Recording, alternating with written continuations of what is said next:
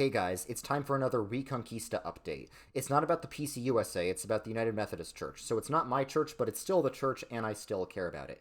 So as of today, the United Methodist Church affirmed gay marriage officially. They changed their book of discipline to affirm same-sex marriage and LGBTQ clergy. Now this is not surprising. It has been drifting progressive.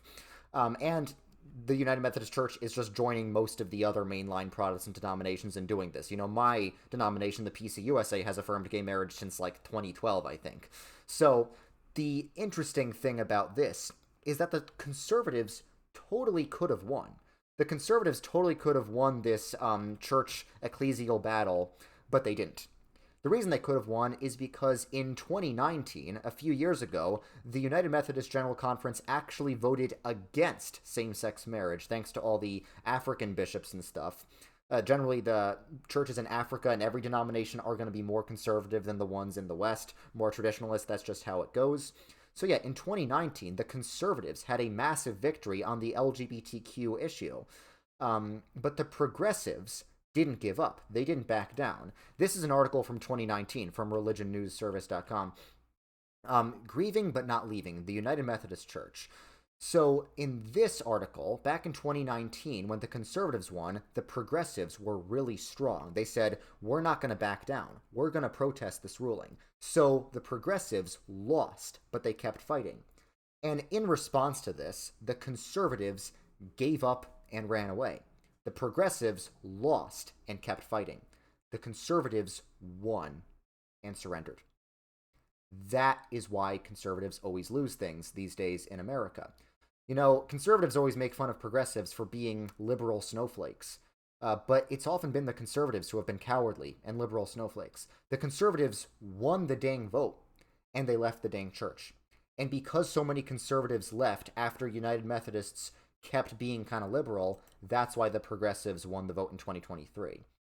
So recently, over the past few years, a lot of conservative United Methodist churches have disaffiliated from the United Methodist Church and become Global Methodist.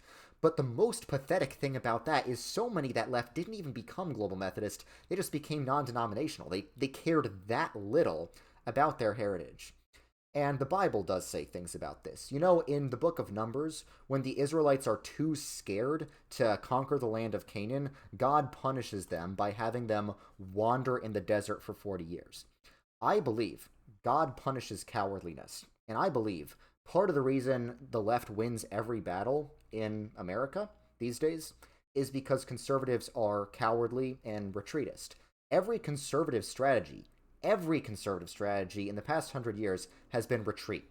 When something drifts to the left, you retreat. The leftists have been really strong crusader conquistadors, and the conservatives have been soft, cowardly retreatists who would rather find a safe space than put up a fight for a long time.